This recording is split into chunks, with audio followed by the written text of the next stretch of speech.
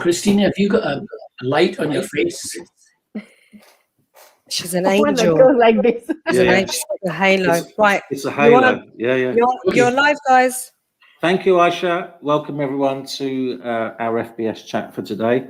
I have Cristina, my hello, Cristina. Lovely to see you again. We have met a few times, but I'm more interested to know about you rather than someone I just see on Zoom. And obviously, Alan and Steve, who have been on our FBS chats before. I'm so happy that you're here, guys, because I will run out of questions. So I'm hoping my co-hosts will back me up. So, Cristina, I always start with the same question. I find it fascinating. I know how I came across the approach and how it changed my relationship with clients and what I did. So how did you first come across the solution-focused approach? I would say through a thorough research. I mean, that fits definitely with who I am and what I've been doing until now. But setting the kind of like the funnel side through a thorough research, actually, I did that. I got to the point of asking myself what kind of formal education I want to do when it comes to coaching. And so I've knew for sure that one thing that I, for me, value throughout of my experience until my professional path is that I set aside time to find an organization that is recognized in that field. And that's what I've been doing also with other things when it comes to audit, compliance, risk management, things like this that are necessarily, much more structured. And then when it came to coaching, I went on the ICF website. I took all of the providers that were accredited with them, very long list in Excel, went thoroughly one after another through their websites, read about them, trying to figure out if the methodology behind fits with me and if they make sense through also my personality.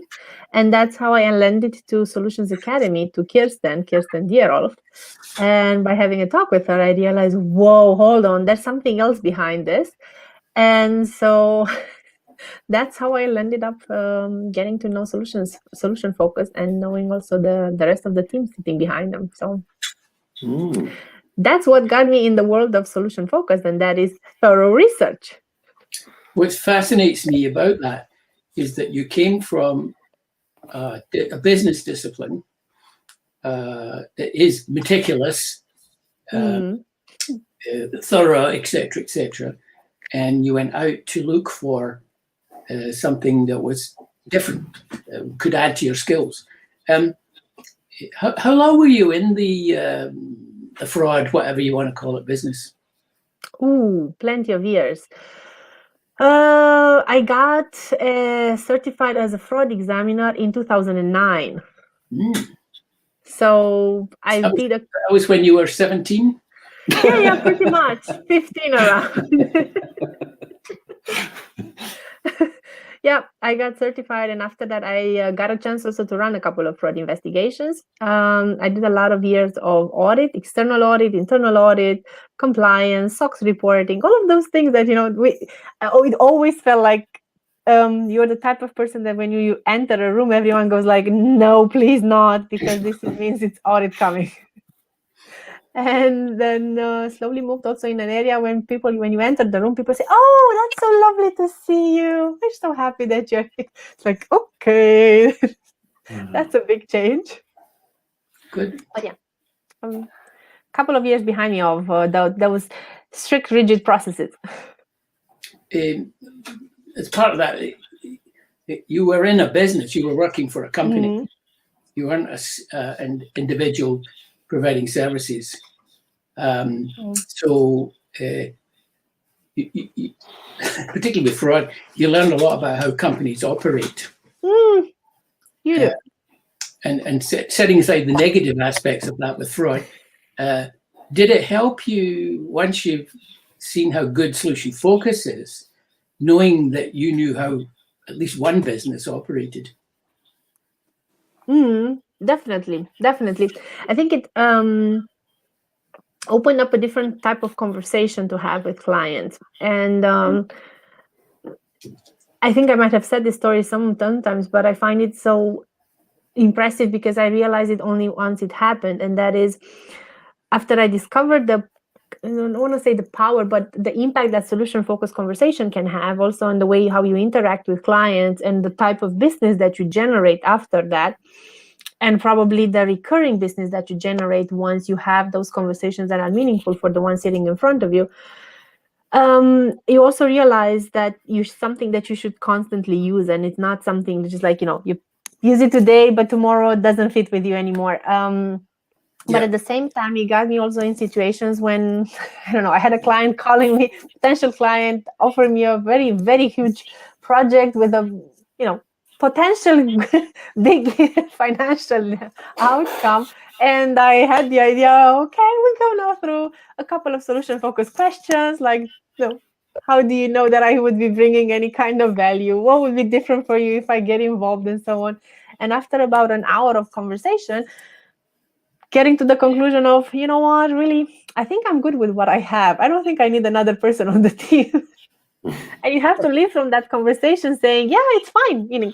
I stick to what that I'm true to. And even that means there's no contract at this moment. But I think at the other side, that person leaves with a thorough or a powerful knowledge of knowing that kind of freelancer, that kind of expert, that kind of person is not just trying to sell me something, but it's somebody that I could go to also later on and build really a relationship, instead of, it's this feeling of they're still trying to sell me something. So that's something that I think, being a consultant for a couple of years back with one of the big fours, I know how it feels to be on the side of selling things, for selling the way the package was, which is different through selling things with a solution-focused way, which is about what is it valuable for you in front of me sitting, and not necessarily what is it something that I believe is of value. Yeah, only yesterday, somebody posted on Facebook the piece about solution-focused planning for organizations is the degree of emergent thinking that you really have to take. When you go to a traditional consulting firm, they're not interested in the emergent thinking. They're interested in getting the project delivered and getting another one.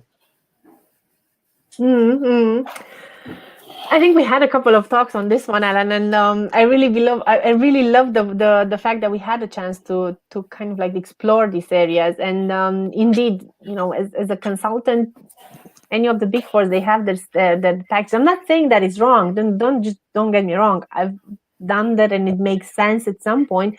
And on the other hand, you have to see it that there are pretty good moments when a client needs exactly that. Yeah.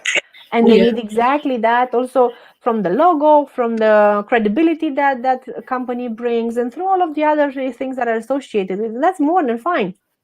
I think you also have a certain area where you have somebody that doesn't, cannot pinpoint exactly to what they need or how they need it, and helping them through that, sorting it out and realizing what is exactly that they're searching for. I think that's the moment when you already bring value. If at the end they really end up providing you also as a consultant with a project, lovely, wonderful, because you already build up the relationship. But at the end of the day, if that doesn't happen also, that should be more than fine, because you've kind of like, you should be feeling good that you did something to get that client closer to their needs.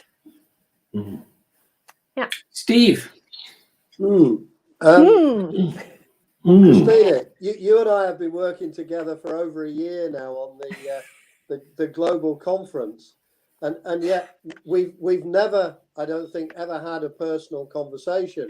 And I know I've seen your talents, your myriad talents in all sorts of different areas, and yet I actually know so little about your background, or even, I mean, I know you're in Romania, I think, and that's about it.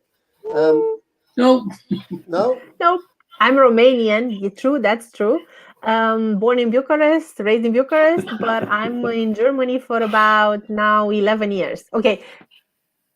Kind of like counting also the years when I was traveling and I was here weekends mostly. But some say with some would say that I might be turning also slightly German, even if I don't know. Stick to my Romanian side. Cristina does speak to her 3 young children in Romanian. Have a tendency to, yes. So go ahead, Steve. What were you curious about? I'm just curious about how you've managed to collect, your kind of background, just in a general way. I'm not wanting to be prurient, but just kind of interested in how you've got to where you are. With taking a lot of turns and kind of like climbing up and climbing down and realizing that that's not necessarily what I want, or the exploring in a lot of directions. Give you an example. One of the first university that I graduated is cybernetics, Right. which actually involves or implies, and I actually went through being specialized on informatics. Yep. So like I should have been behind the laptop just doing coding. After 4.5 years of that, got out of it thinking, nope, no way. That's not where I'm headed. No way am I doing that for the rest of my life. There were a lot of moments in university when I kind of like, I don't know exactly how I got here, but there were beautiful moments because I realized exactly that's not what I want. And I realized that there are more talented people that can do that. And I had a lot of projects in university when, my code would crash. I would have no idea how to debug it. And I would call a dear friend of mine and say, Andre, I'm in trouble. Just help me one more time. And we knew also that he's the one that really has the talent when it comes to that part. And I was only good to just stand in front of the class and explain kind of like what I thought that it should be done based on what I got explained.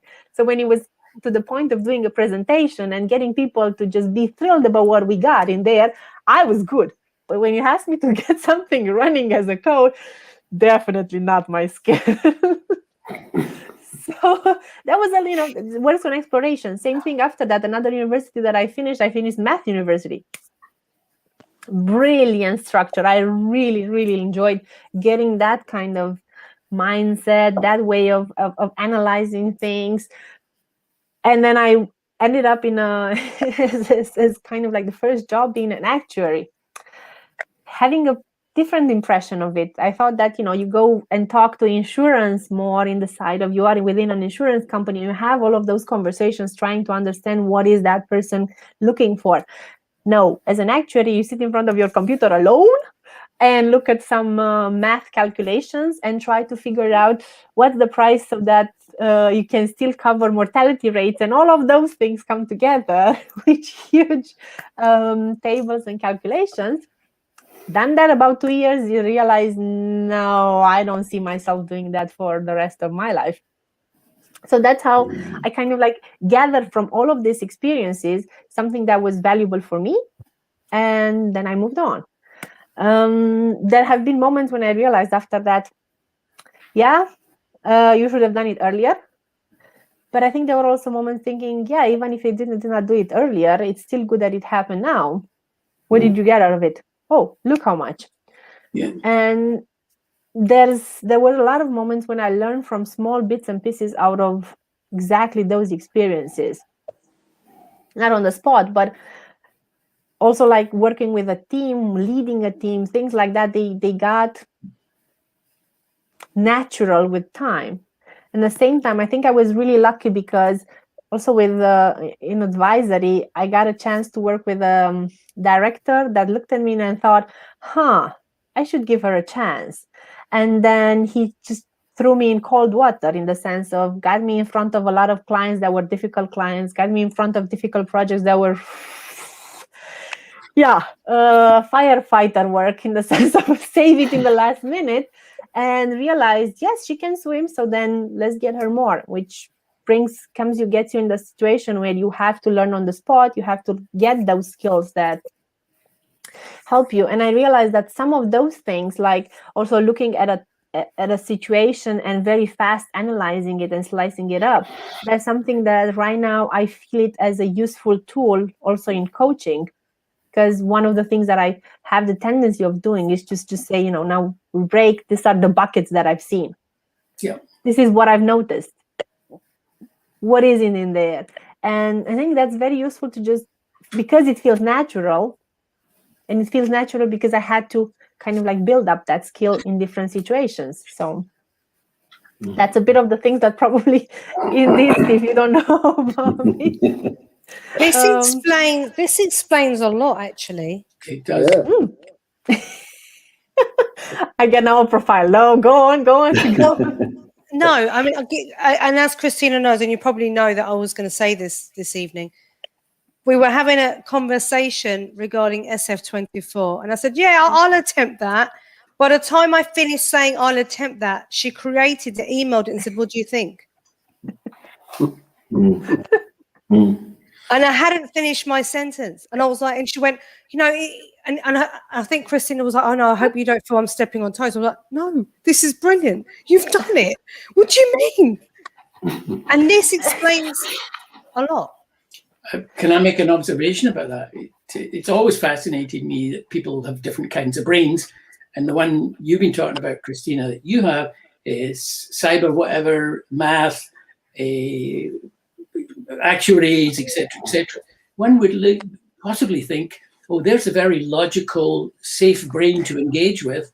And yet you have this creative component of you, which is using solution focus, amongst other things. And the fact that you can be talking to somebody and writing the email at the same time, that takes not just a lot of logic, but creativity, putting the idea together. It's fascinating. Thank you. I say this Thank as a Scottish guy who doesn't have much formal education, but I have been accused of being very creative. So I'd like to acquire some of your logical brain. Sure, certainly. Let me see. Can I ask you, Cristina? Because I like I said in the introduction, I'm a very simple man, and I've heard about Freud examiners, and I've heard about your thorough research. After your thorough research, what is it that drew you to this approach, in essence? What is it that you felt this is the right one for me? Well, I think that so the first thing that comes now to my mind is, because it fits also with what we were talking right now, in the sense of try it, if it's not working, do something else. That's probably what got me hooked. No, this is not something that is rigid and you have to stick to it until the end, but it's something that explore, it's not working, move ahead, just move to another direction, pick up something else. And exactly this way of how the conversations change once you start using solution-focused questions or way of approaching things, also in normal environment. And I mean normal, not necessarily with clients, but you go and you talk to friends and you try to figure out, not necessarily, what would be your best hopes out of today, because that's, but appreciating and trying to thoroughly listen and see what are the areas that you can actually provide your support, but depending on what the person needs in front of you. And truly, I appreciated that, how the conversation changed also when I started using it. And more than that, I realized that my way of thinking started changing. And that's the moment when you realize, then if I've accepted it, then it definitely has to be something valuable in there. What was really nice was kind of like, don't tell it to my kids, but trying it in the conversations with them and asking it like that. And saying, so what was it exactly? And seeing them go like, oh, mommy, hold on. What is it exactly? They didn't, unlike my wife, say to you, my wife says this to me, stop using that solution focus. No, I assume that would be my husband that goes like, hold on, when you go like, okay, that means that you turn into a different direction. Yeah. And I think what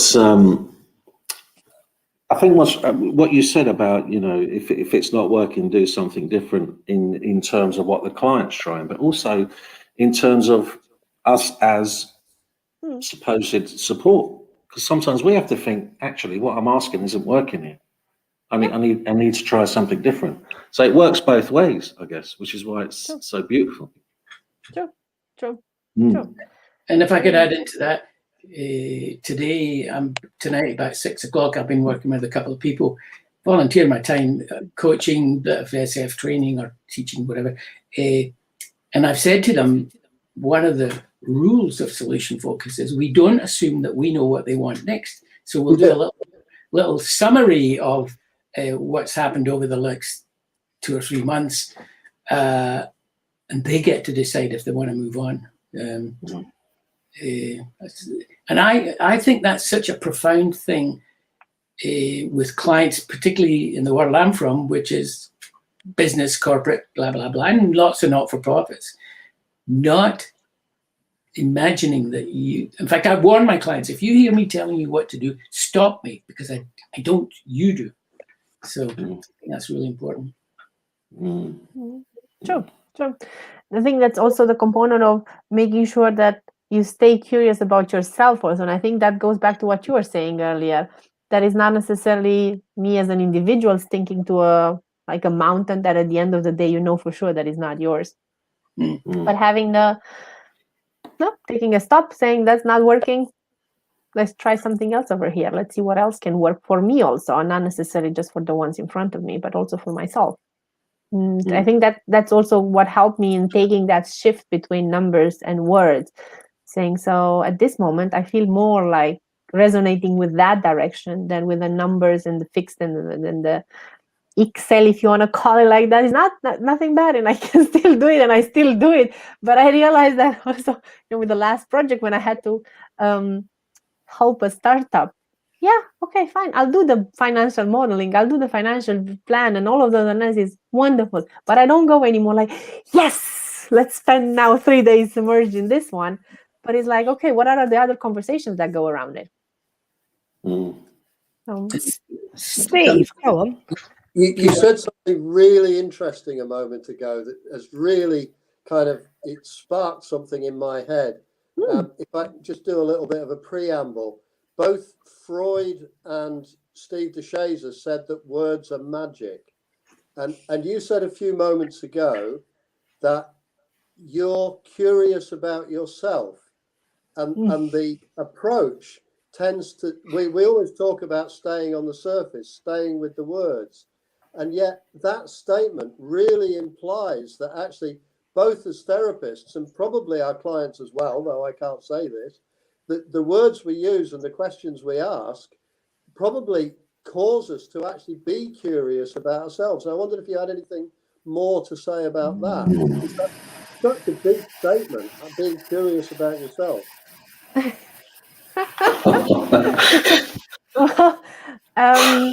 I've been curious about myself in many situations, also because it helped me figure out which direction I want to go.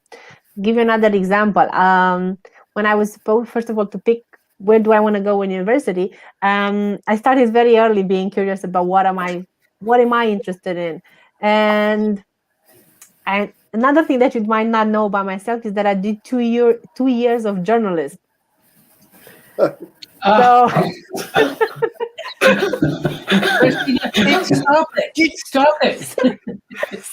Can you? I think it's easier if you give us a list of what you haven't done. Medicine, and I'm not gonna do it. No way. It was on my list to become a dentist, but then I went and I spoke with students that were doing medicine and asked them, what do you actually do? So what happens in your classes? And they went also like, we have to go in the cellar. You know what's in the cellar? No, what do you mean? Well, bags, and you have to kind of like practice. Oh, thank you. No, it's okay. I won't do that.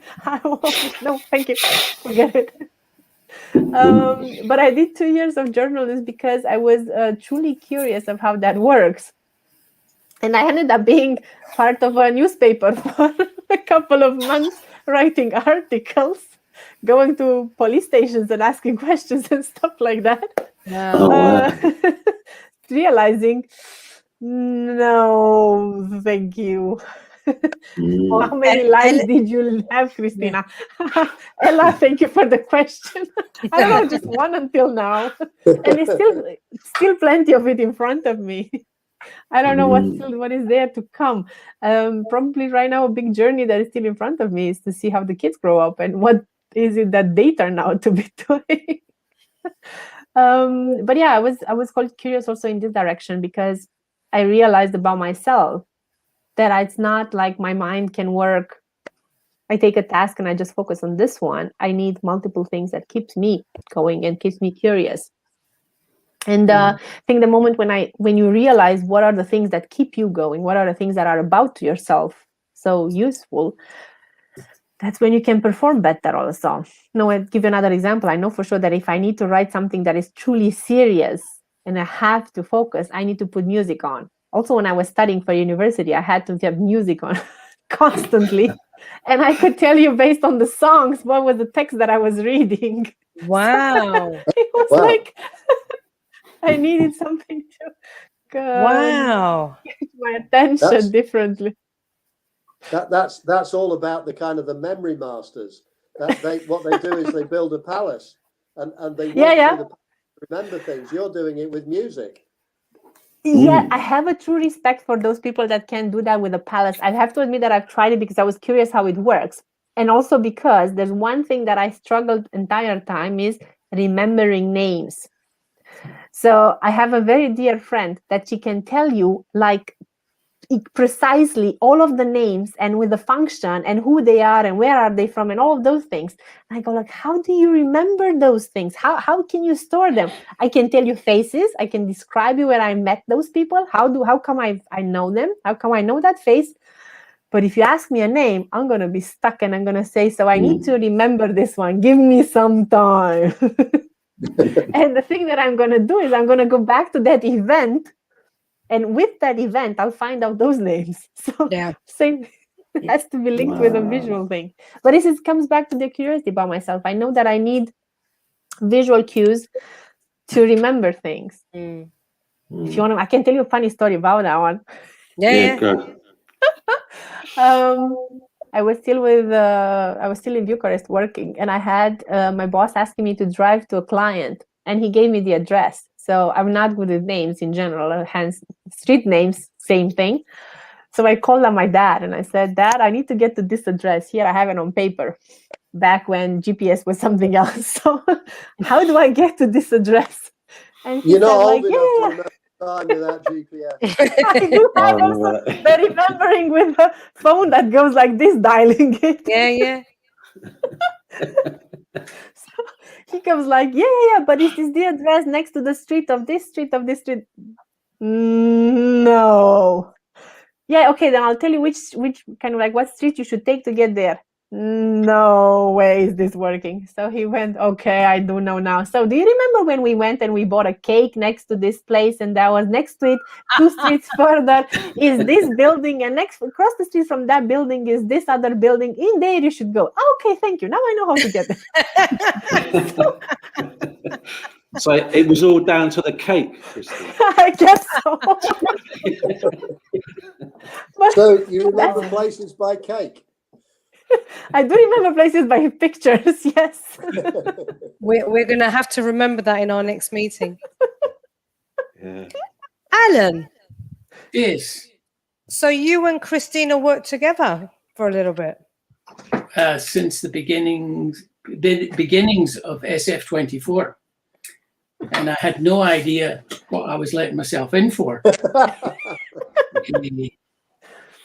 woman came in and took over, and things happened, and of course I was getting the credit, and I'm saying, no, it's not me, it's this woman. I love Christina's way of, I don't know, she thinks ahead and just does it. And I think you've been you have been talking about that, the logical brain that can formulate creative ideas quickly.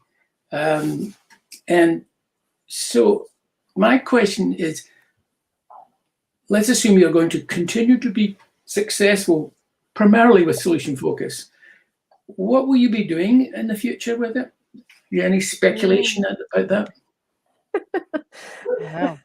Besides convincing other people that it's a good stuff, so that they should take a look at it and keep keep No, using they it? won't you won't have to convince them. They will fall at your feet. What will you be doing for them? Not necessarily falling at your feet, but what will be working? Who will be working? Oh, a big part of what I hope that it will be working is, besides getting people to be curious about solution focus, but also to be curious about how do you apply it in different circumstances without necessarily putting a label on it. Because I think sometimes labeling or saying, oh, let me give you a second, this is solution focus now that we're using.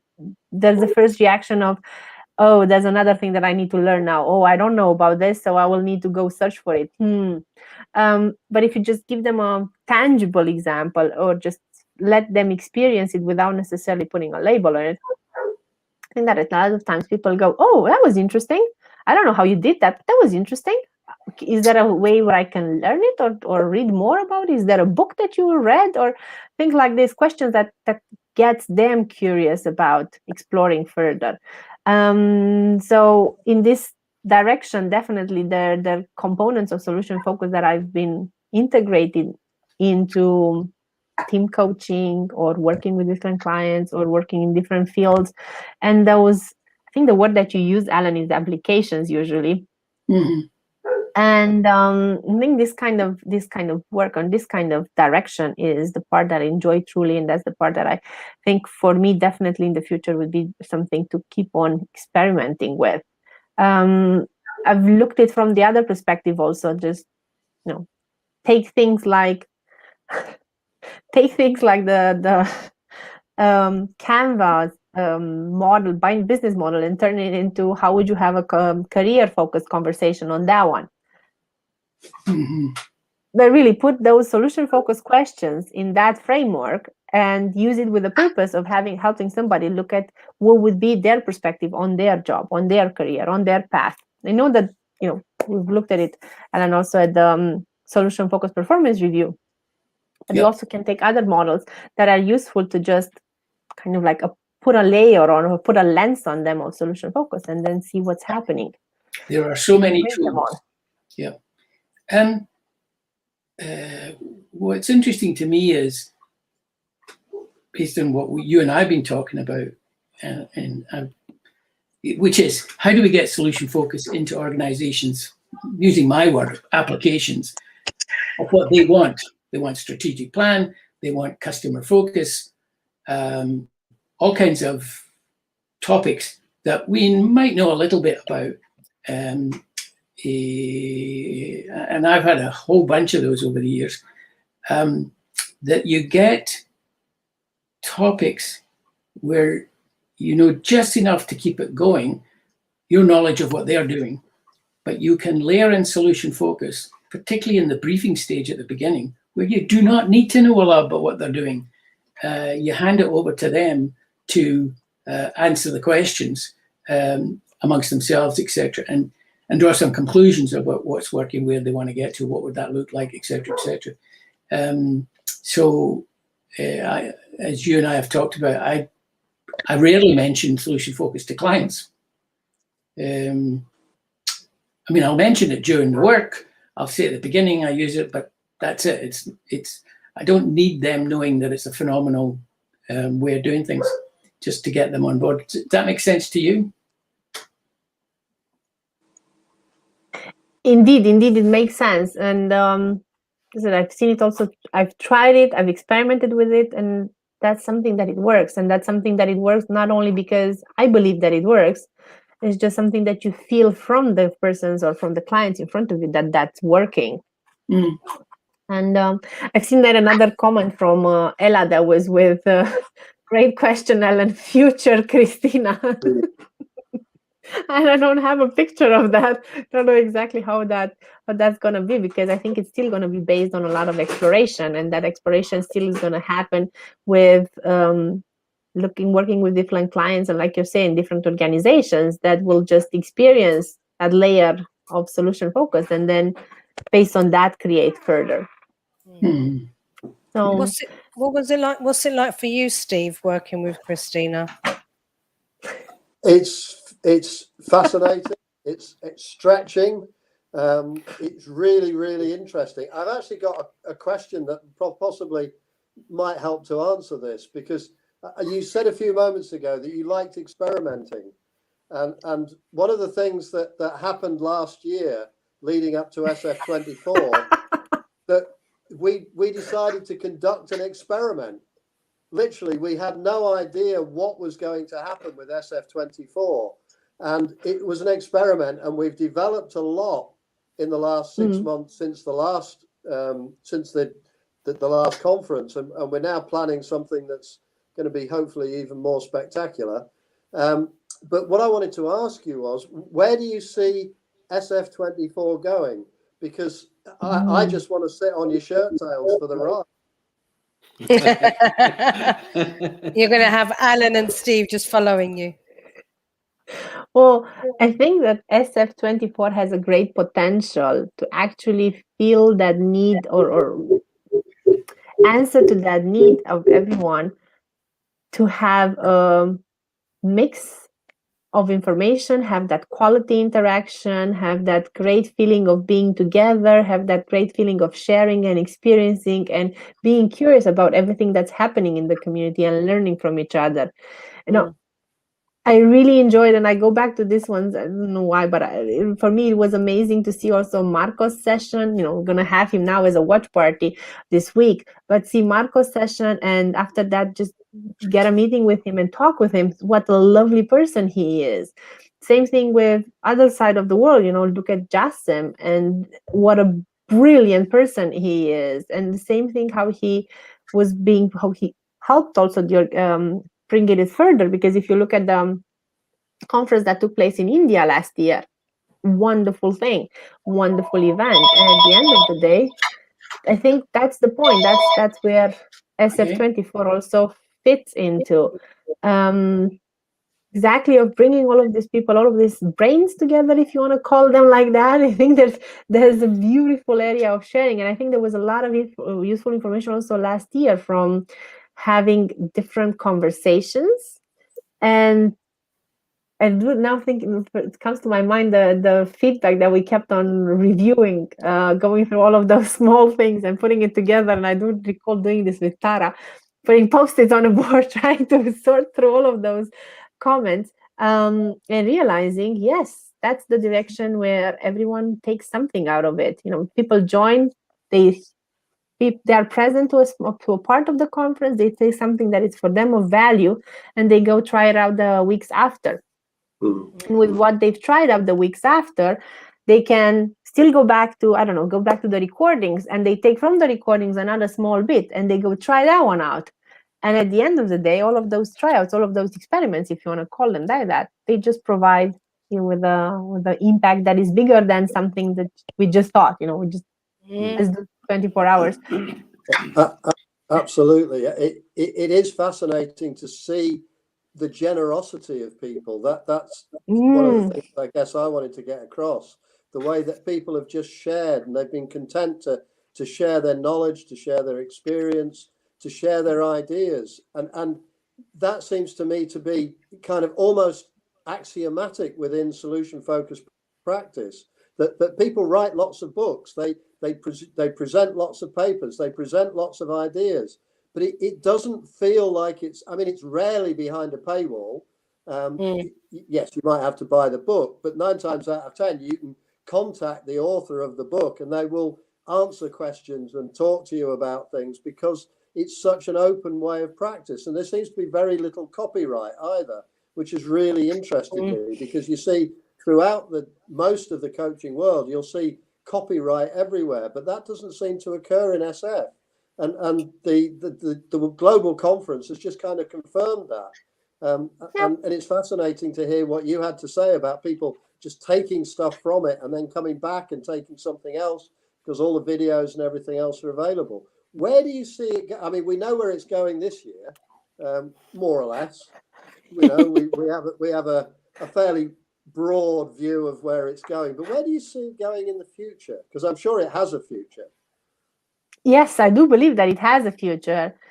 To have a sustainable future, I'm afraid, Steve, that you'll have to put in the survive with the idea that it might turn out from 24 hours to 72 or 2 hours or something like that. I'm not doing all of that.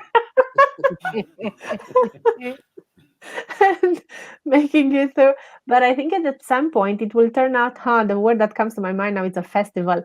It might turn out into truly this joy and celebration and all of that knowledge that's being shared. And I think that what we've built right now, in the sense of having those watch parties, having now probably this pre-conference parties, and all of those things that provide the constant touch points with people that want to have that information. And it's not just something that happens at one point, and if you don't have those 2 days, you're going to miss up on everything. But you have a constant, I don't know, call it a constant pot or a constant reservoir of knowledge that you can tap into, take what you need for the moment, go back whenever you need some more.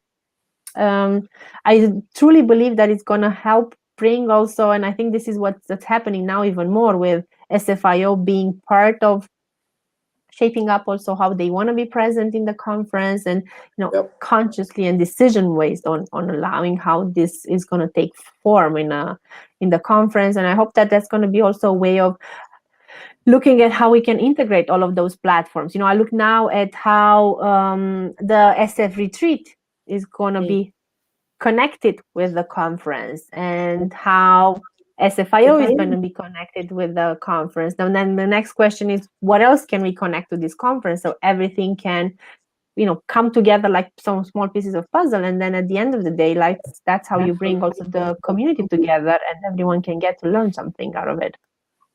Yep, and that what you've described there just fits perfectly with the logo. Yes, it does. I was going to ask about the next SF24, because it was one of the most amazing events that I've been on in my entire sort of solution-focused career, and it's very short, my career. Don't take it as some sort of massive insight, but for me personally, it was brilliant. So I was going to ask you later on how we were going to develop that, but before we do that, because we obviously have a lot of people watching that may be parents, carers, and we've spoken a lot about organizations and how giving the community is. Has the solution focus approach affected your parenting in a positive way? From my perspective or from my kids' from your perspective. Because that's two different perspectives there. Not 100% sure if they would stand behind my opinion. But it did. I think it's also because, when I grew up, I have a brother, for example. When we grew up, it was a different society. It was a different environment. And obviously we had access to other resources, something that now is completely different when I look at my kids, to what kind of resources they have access to, and what are the things that we as parents are more aware of and keep on providing them. So, I don't know, things like supporting them to also understand what programming is at an early age, so they can be open to that in the future also. But I think that one component that came out of solution focus being applied also in the discussions with them is the way they keep on being curious. And I see this with my older son, because obviously he's 8, and that helps also to have a different kind of conversation, but also using those questions to help him look at certain situations differently. Because things that happen in school, for example, he comes and sometimes he tells, this is what happened. But why do you think that? What was this, something behind it? Is there something else that you might have seen or might have been able to notice? Or what is it that somebody else noticed? And, going into all of those what else questions. And at some point, you see him that he leaves that, he needs a break, and he just leaves the conversation with me, but his brain still works on that. And he comes back, I don't know, a day, 2 days later, and says, and by the way, blah, blah, blah. And you go, like, oh, hold on, what was that? With what was that connected? And then he goes, we had a conversation a week ago, and I asked him something. and he comes back with something, which is brilliant. And I think there was also the benefit of having it now, them being at home, kind of like with this entire global, I don't like the word crisis, I said it before, I like situation, because at the end of the day, it could have been any kind of other situation. We still have called it a crisis. So with this situation, looking how the relationship between the kids changed, how the dynamics between them changed, and how different they are, and what kind of different conversations they need. And look at my big one, what kind of way you need to talk to him so he can actually get your input. And look at my middle one, that he's only 6 now, and he has a completely different personality, and he's much more, this side of, you have to just be there and just listen. Just be there and listen. At some point, he's gonna get to also the most relevant parts of it, but you have to be there and listen. Cristina, that point you made, I can, from experience, and I'm pretty sure the others in this call have it too, is, for example, if you go into an organization and you're working with 20 people, there are 20 different people in the room. And that's the joy of solution focus. It can help achieve what you were talking about there about your middle son. He sees it differently from his older brother. Amazing. Yeah. And often I find myself, and I put my hands up, I'm very, very patient with other people's children. But when it comes to my own, I kind of lose the plot a bit, Christine. Well, there are moments when it doesn't work, and it's not like I'm complete, like you started at the beginning saying I have a like angel on top. Doesn't work. I think there's moments when you go like, no, that there is a decision to be taken, in the sense of I keep on going, asking questions and curious and all of that thing, or that's a moment when they also need to understand that there are in the world out there also boundaries.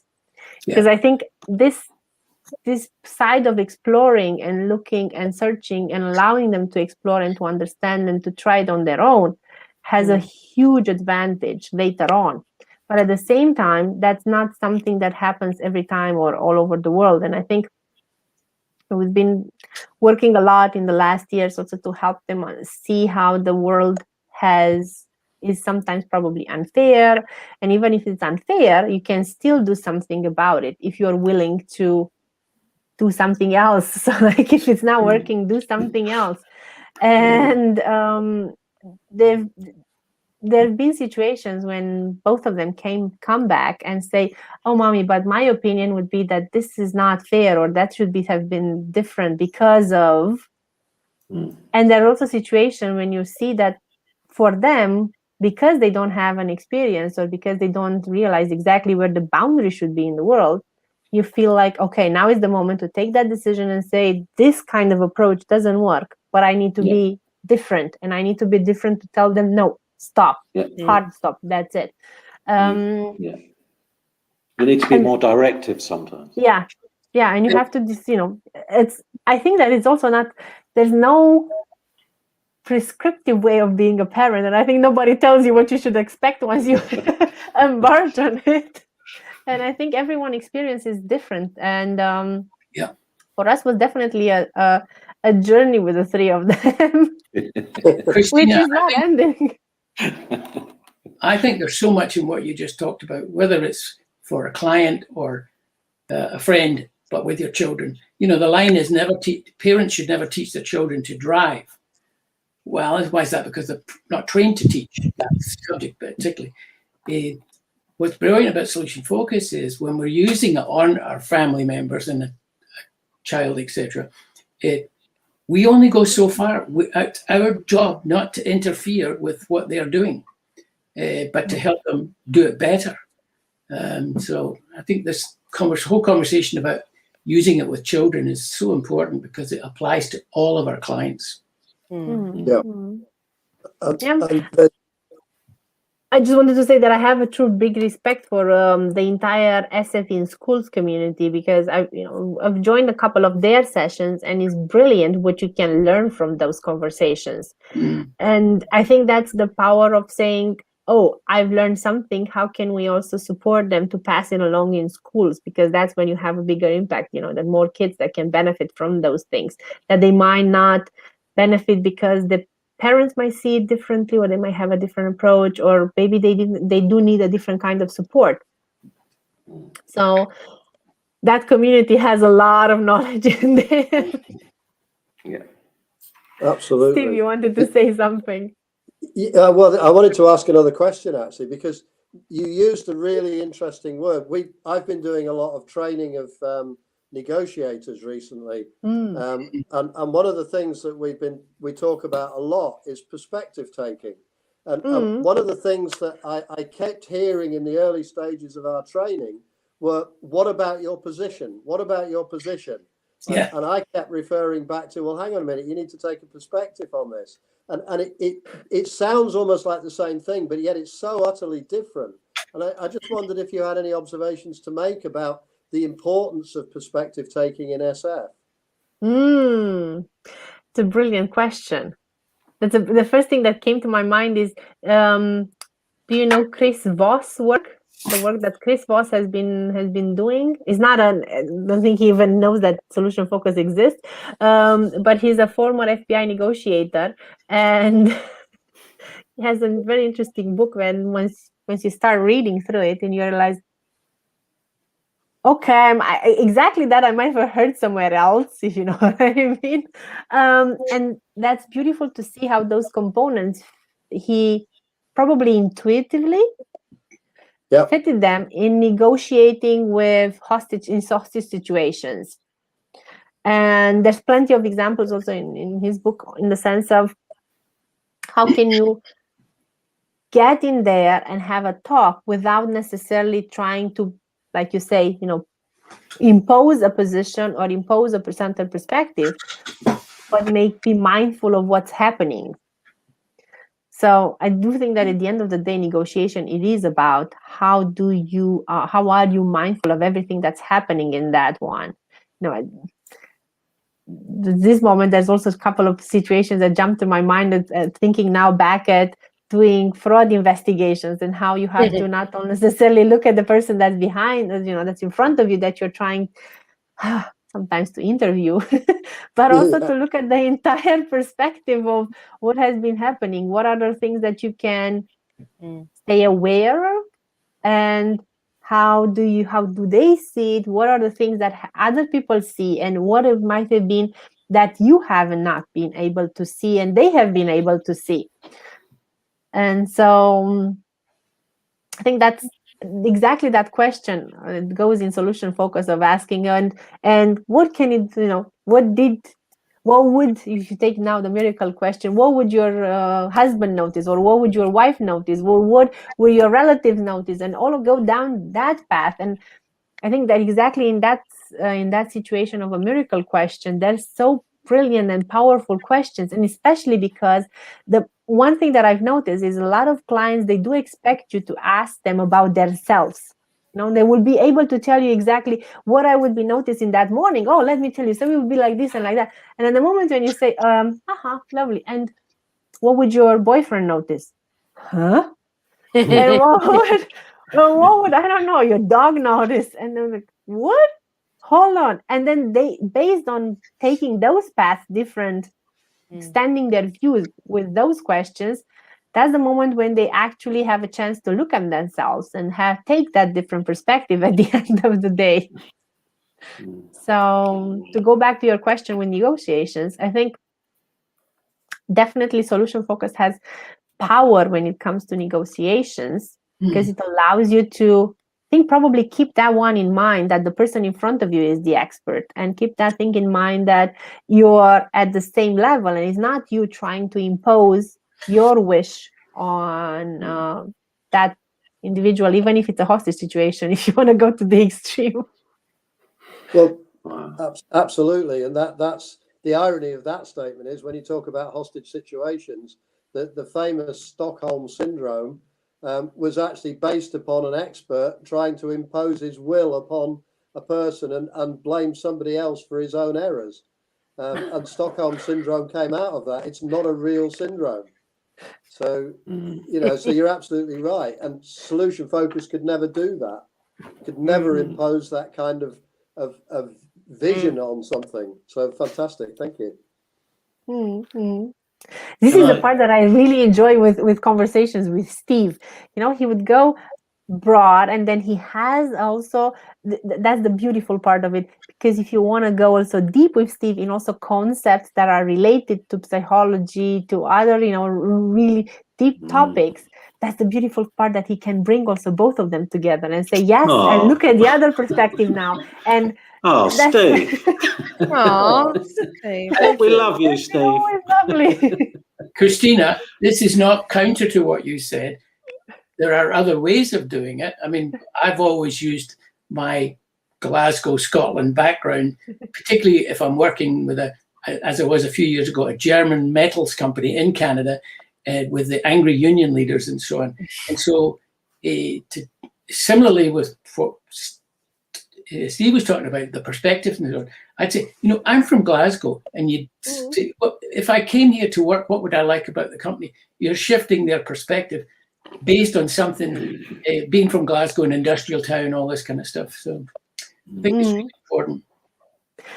True. You know what I did? I did that one in with an association that I've done volunteer work, and working with the board. They kept on going back and forth on what is it that their strategy should be and what is their mission and things like that. And at some point, I just felt the need to ask them the other way around. So what makes you happy to be here? What makes you happy? What is the happiness, or what is the picture that makes you feel like this is the place where you want to come? And they start thinking in that big terms, but it helps them to reduce and come down to what are the key elements of that joy that got them there to volunteer and to bring them time together. Because at the end of the day, even if you can see it through, I now member of the board, whatever, but at the end of the day, it's a volunteer position. So you need to burn for something, especially in that environment. It's amazing, because it goes back to that question that seemed to have started the whole solution focused journey, was what is it you wouldn't change about this family? What is it you wouldn't change about this company, this organization? What's already going well? And what I found myself doing now in a lot of parent and family groups is not so much going in straight away with what are your best hopes, but what is it that you appreciate? What is going well? Let's figure that out. So that's I know how wonderful SF24 is. I know it's coming up in August. I know that everyone in the solution focused world is going to be there. If I'm not from the solution focused world, why should I bother?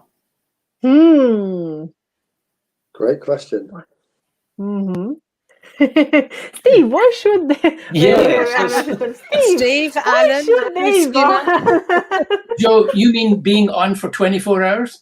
I pretty much was, and I loved every minute of it, because I was almost preaching to the converted.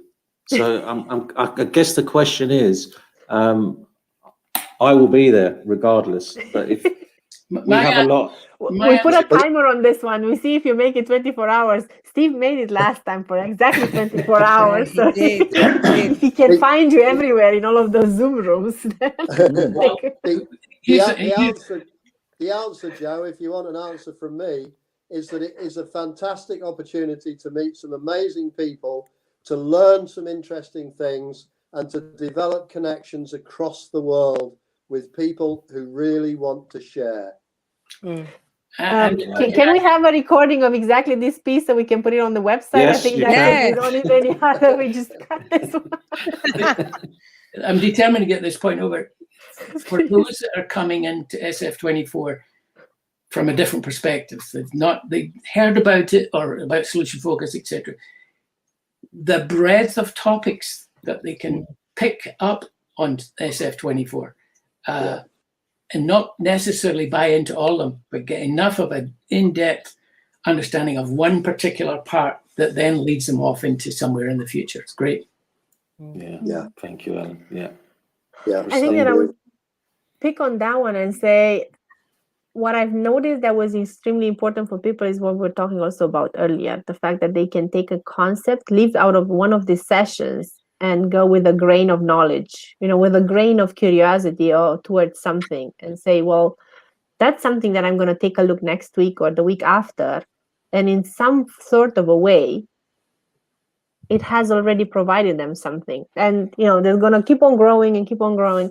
And that if somebody decides to join without a background of solution focused, it's not like they're going to feel like I have a stamp on my forehead that everyone knows that I don't have no idea what these guys are talking about, but they're going to be treated the same way, saying, maybe some of us have 100 years of solution focus behind us, maybe some of us have 0 or minus, but at the end of the day, everyone acted last year, and I want to believe that that's what stays also in this year and the next years, is everyone acted as everyone is their equal.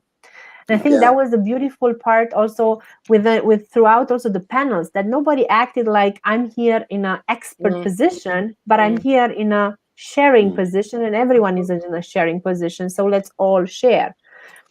And I think that's what somebody from outside will experience, first of all, that they're not going to feel like they're excluded, that they're coming from a different group, but they're, they just move along with the group. There's nobody going to be.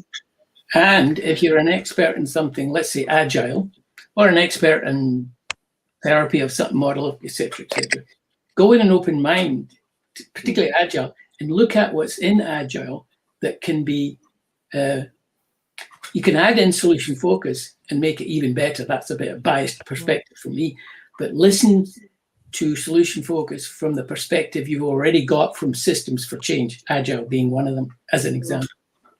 Because it is. Sorry. Go on, Steve. Sorry. I was just going to say, I think Alan's added in the other key ingredient that solution focused practice automatically does, which is Eve Lipchick's famous statement, active listening. Listening with an active ear. Constructive ear. Get it right. She said to us in our interview, clarify. Make sure you've understood what the client is asking for, and then go from there. And I think you're right. I think anyone coming in who's not from a solution focus will be welcomed, because it is such a giving community. No one's precious about anything. We will share, and if you don't, if you don't agree with it, that's fine. But come along. It's an amazing event. Can't say everything's covered, from HR to customer relations, to child to parent abuse, to mental health, absolutely anything, business, managing, supervising, single session therapies, working with the police. I mean, the breadth of knowledge on there, one criticism about the whole SF24. I couldn't be in the same room, in a different room at the same time. That was the only thing. And that was the only thing. I'm like, but I want to be in there, and I want to be in there, and I want to be in there, and But it was very, very emotional in the respect of, oh my God, this is really happening, and look at all these fantastic people. And I know Joe and I keep banging on about it, and Joe was very emotional kind of watching it. And for Joe to stay up and wake up early in the morning, that's kind of saying something, guys. That really is saying something. And it's a group of people you will never, ever meet in one place in your life. No matter how much you travel, no matter how many conferences you go to, there's always going to be someone missing. But here it was like I just said, take your pick. But then, even now we have the watch parties. So the ones that we missed, go back and watch. Yeah, we join and watch, and so SF24 for but you can watch it every day if you want to. There's something going on all the time. Be careful, Joe. You're about to get dragged into the organisation of SF24. How many hours do you have available? Yeah. We find well, some things that we're really rubbish, Alan, because we're like, yeah, we help with the organising, and we kind of sit there. No. Would you mind reframing that word rubbish? Yeah, we're not great. We'll try and recruit people, which won't be hard. I think there's going to be loads of people knocking on the door. And there's loads of people knocking on the door asking me now if they can join SF24 and do a workshop. There's so many people asking. So yeah, it's going to be great. We've actually come to the end. This has been a fantastic conversation. So any last words from anybody before I draw it to a close? Steve? Yes. Very soon, the registration form for presentations, workshops, everything else will be going out live. Watch out for it. Get in there and get your presentation in, and then we can start constructing the conference site. Yeah. And Can I get the recording of this one also? Go on. Can I have the recording of this one also? Because that's something that I can use for the marketing. We don't have to get Steve on Zoom again to say it. Yeah. We are your witness. Don't mention what you're interested in to Cristina, because she'll be helping you make it happen. Yeah, I know. Yeah. That's the thing. Well, I think she's probably typing something up now. Yeah. No, not yet. What was that? Look, no hands. Still typing. Yeah, no. And then we'll all be sitting here going, "Oh, Cristina, it's taking you about 5 minutes. Are you all right? Are you okay? You feeling Yeah. What's taking you so long, Cristina? What's taking you so long, Cristina? Waiting for the email. Guys, thank you so much for spending this hour with us. We really, really love these conversations. It's been so much fun. It's been really, really useful. I hope you got something out of it. We always do. And yeah, just thanks for being so generous and talking to a couple of normal people from North London who don't really know much, but you inspire us. You inspire us every time you talk to us. I love these conversations. Thank you. Thank you so much. Can I add a couple of things? Because I think for me, this hour was extremely pleasant, especially because I have a true appreciation for the work that both of you are doing when it comes to family-based solutions. And I think that's brilliant to see those things happen. And they happen also with keeping true to yourself. But that was my impression every time from outside. It's not kind of like in any kind of way, you show it yourself, Joe, going like, oh, let me tell you how I can, sell you something. But it's always with an open heart. I don't know how to call it. There's always a warm conversation that you produce, which tells me that definitely those people have such a big soul and such a big heart, because definitely whoever you're working with, your clients, they do have a great feeling of warmth after that. So that's a brilliant thing that I always get from listening to you and seeing you. You need to spend a day with Joe and I, and you'll hear the conversation, Cristina. No, you might change your mind. No, I think that's the brilliant of it, because I think I've heard you in a different situation, and you were, talking between the laptops to each other, and I realized that's the power that you have in your relation, and the fact that that's what makes it so better, so good, so brilliant. What you're producing is exactly that power that you have by having that way of being true to one another and being fine with that. So I think that's definitely difficult to set up in an environment. So kind of like keep to it. keep talking. Thank you. On the other hand, I can see some problems with that. Well, the problem is the problem, yes. So not to go into narrative. The problem is the problem. And I think for me it was really, really very nice surprise to have also Alan and also Steve, because I truly have a true respect for what the work that they've done and the work that they do, and hope that they will keep on doing in the future. And I'm really curious also to see also what comes out of the next conference, but mainly also what comes out of different conversations also with Steve and with Alan, because as I said also earlier with Steve, I really enjoy every time, like last time when you sent me an article, like, this is the last thing that I wrote. What do you think of it? Just exactly that question of what do you think of that? How does that sound to you? It was a true pleasant feeling for me to say, oh, okay, so that's nice. I appreciate that kind of appreciation also myself. And it was really nice to have that conversation about the article. It was also the interactions that I have every time with Alan when it comes to, oh, but look, let me tell you how this thing had actually an impact somewhere. Like, let me think about it. True. How could I also how can that be also further useful? So that's an important point. 5 seconds. In organizations, you can write up outcomes because they want to know what the outcome was, and they even might want to measure it. And that's the great thing about using solution focus in organizations, banks, whatever. You can write up the case history. I once had a client they'd sold their company for $2.2 billion in the media business, and the client said to me, "We have worked with you for 2 years on strategic planning. We sold the company for $2.2 billion. I'm very sorry we can't give you any of that, but it had a lot to do with your work." That was a bit disappointing. But the point was, they had evidence about how well it worked. They were really struggling when I first joined about selling the company.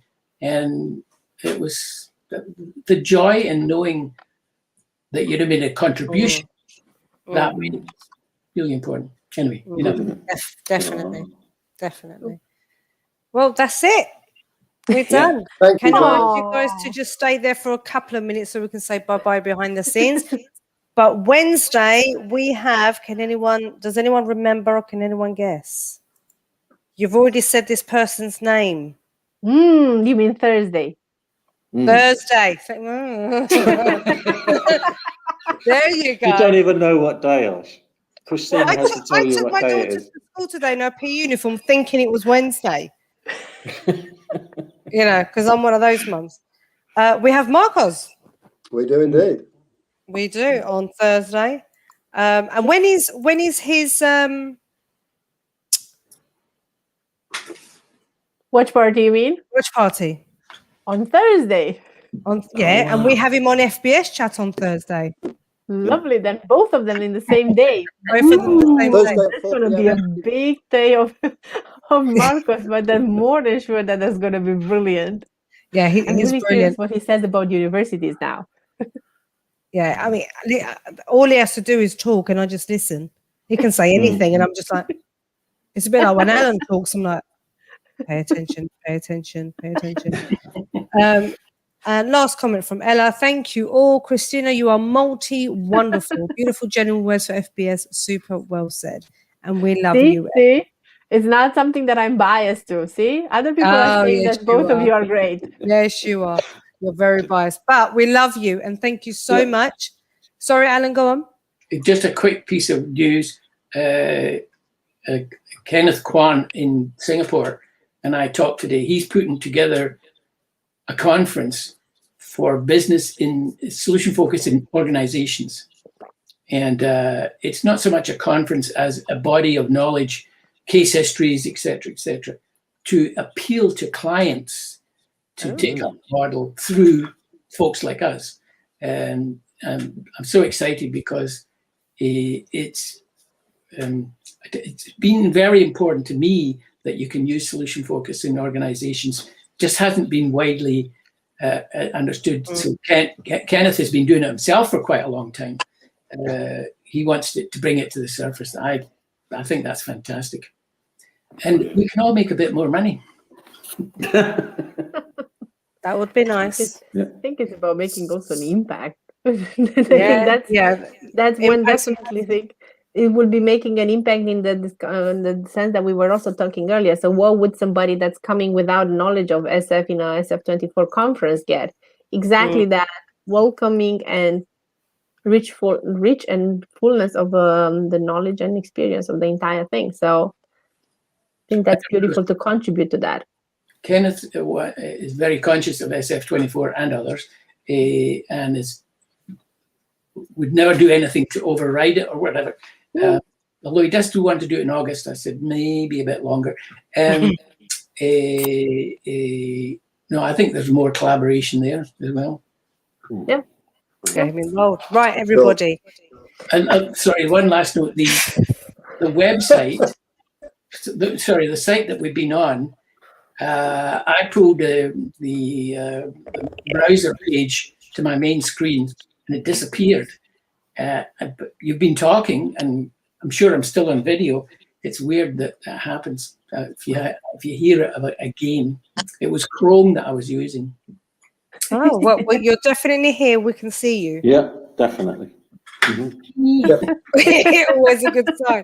Right, everybody, we will see you Thursday for either the watch party or FBS chat with wonderful Marcos. And thank you so much to our fantastic co-hosts. Huge admiration and respect for you both. And beautiful Cristina, who is everybody's dream person to work with. You really are. So take care.